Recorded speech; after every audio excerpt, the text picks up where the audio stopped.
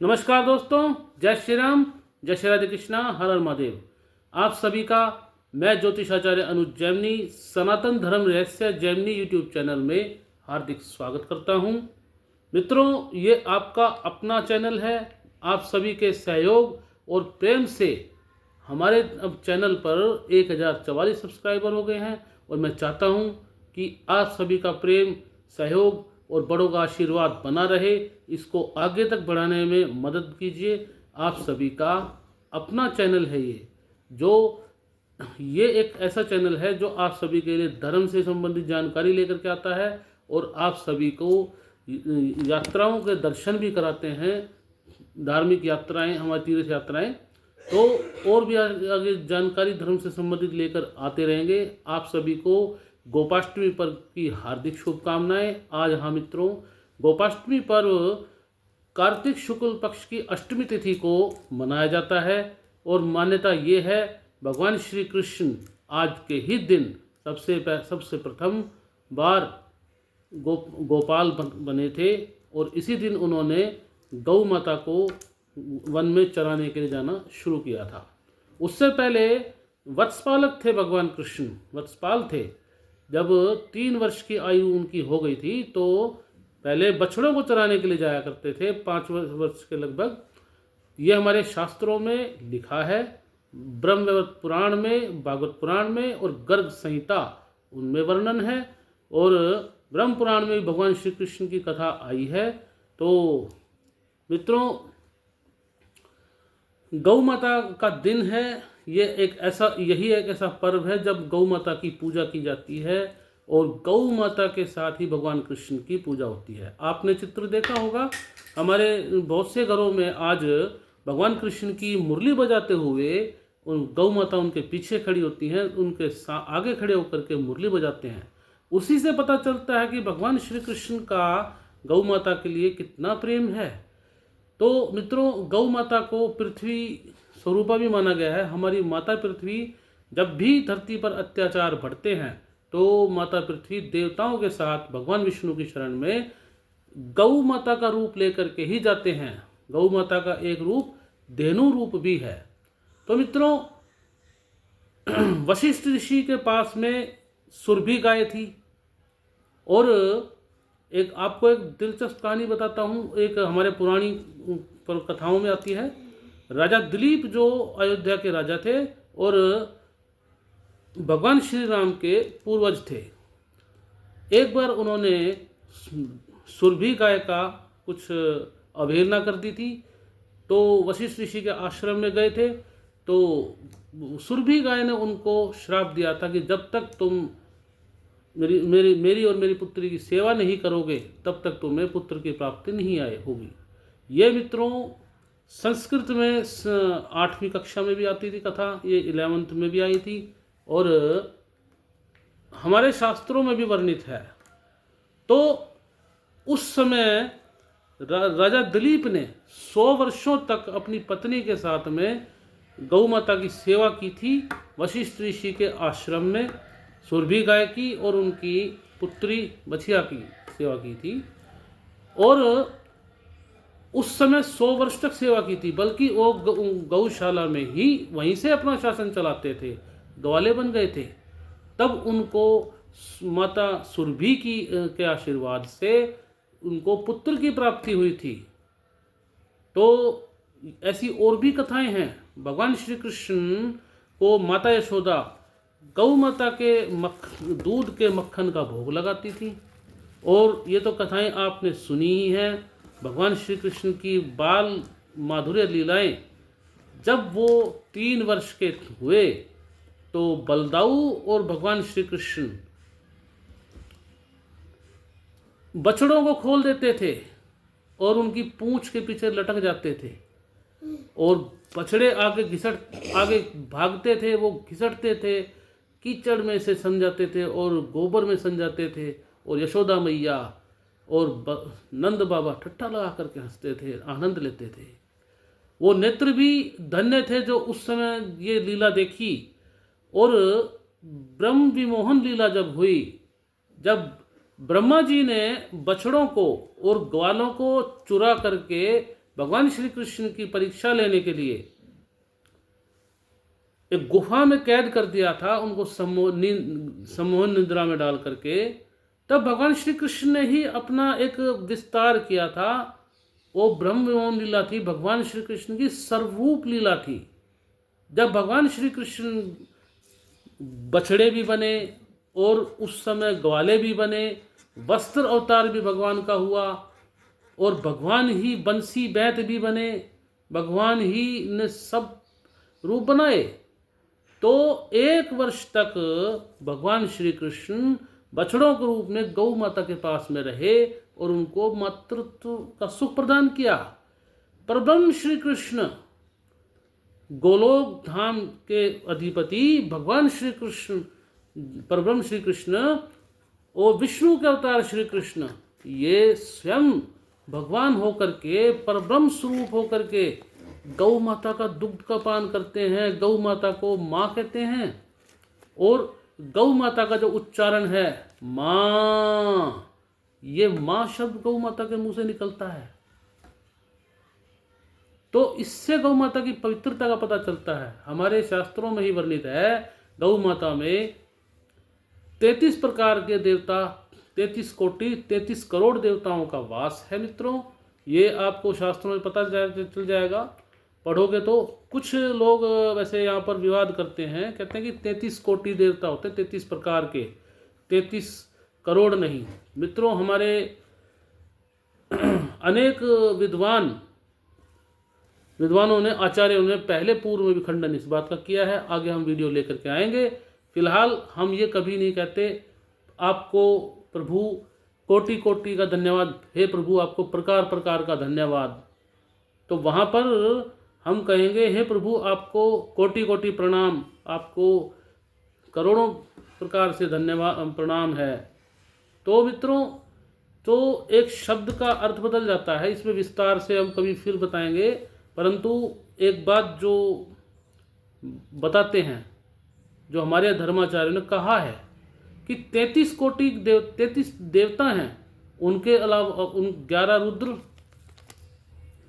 और जो है ना 11 रुद्र हैं कहे गए हैं, 12 आदित्य कहे गए हैं, 33 देवता हुए, 49 मरुदगण हो गए और 10 दिक्पाल हो गए, 5 लोकपाल हो गए, 16 मात्राएं हो गई और 64 योगिनियाँ हो गई। तो ये तो 33 से ज़्यादा हो गए। अब जो रामचरितमानस में आया है ब्रह्मांड निकाया निर्मित, तो ये आया है, उसमें अनंत कोटिश ब्रह्मांड हैं, उसमें अलग अलग त्रिदेव हैं, अलग अलग इंद्र हैं। तो इस हिसाब, और उनकी संतति तो बहुत ज़्यादा हो गई। वे कहाँ जाएंगे? हमारे भैरव आदि देवता कहाँ जाएंगे? तो हमारे ग्राम देवता कहाँ जाएंगे? हमारे जो नगर देवता कहाँ जाएंगे? नगर देवी कहाँ जाएंगी? हमारी जो ग्राम देवी कहाँ जाएंगी? हमारे पितृ देवता कहाँ जाएंगे? इन सब को मिला करके 33 आदि करोड़ देवता होते हैं और वो गौ माता के अंदर वास करते हैं। मित्रों, हमारे घर में पहले चूल्हे को लिपा जाता था गौ माता के गोबर से, और गौ माता के गोबर से आंगन भी लिपा जाता था। उससे नेगेटिविटी दूर होती थी और उसके साथ ही गौमूत्र का छिड़काव होता था, तो पितृदोष दूर हो जाता था। और कैसा भी वास्तु हो, खराब दोष हो, वो गौ माता के गोबर के लीपने से ही दूर हो जाता था। तो मित्रों, विदेशों में तो एक प्रयोग चल रहा है, सुना है, जो माइग्रेन के रोगी और जो जिनका चंद्रमा कमज़ोर होता है, जो मानसिक रोगी हैं, उनके इलाज के लिए गौशाला डेवलप की जा रही है। वो यहाँ से देसी गौ माता लेके बाहर जा रहे हैं, परंतु आपके नज़दीक गौशाला है, आप उसको वहाँ पर नहीं जा पा रहे, तो किसकी गलती है? मित्रों, बाहर चौंकाने वाले तथ्य सामने आए हैं कि गौ माता के स्पर्श से, गौ माता के पीठ में हाथ फेरने से टेंशन दूर होती है। उनके गौ माता के नज़दीक रहने से मानसिक ताप दूर होता है, त्रिविध प्रकार के ताप दूर होते हैं। बड़े बड़े असाध्य रोग गौ माता के गव्वे से दूर होते हैं, गौ माता के मूत्र से, गौमूत्र से दूर हो जाते हैं और गौ माता के दुग्ध से चुस्ती फूर्ति होती है। आपने गौशालाओं में देखा होगा, बछड़े जो कुलांगे मारते हैं, चलते हैं, वो गौ माता के दूध से ही है। गौ माता के दूध से मस्तिष्क भी तेज होता है, स्मरण शक्ति दीप्त होती है। और जिनको नजले की समस्या होती है, जुखाम की समस्या होती है, कितना ही पुराना नजला हो, गौ माता के शुद्ध देसी गाय उनके घी से घृत को नासिका में डालने से नासिकाएं खुल जाती हैं। कान में कितना ही बहरेपन का शिकार हो, यदि कान में 15 दिन 20 दिन यदि गौ माता के घी की बूंदें डाली जाएं तो निश्चित रूप से उनका बहरेपन से निजात मिलेगी, यदि जन्म से बधिर ना हो तो। इसी प्रकार से जो लिप्रेसी की बीमारी है, गौ माता के गोबर का लेप करने से वो बीमारी भी ठीक होती है। तो मित्रों, कैसा भी जो मानसिक रोग हो, गौशाला में जाइए, गौ माता के बीच में रहने से वो मानसिक अवसाद दूर होता है।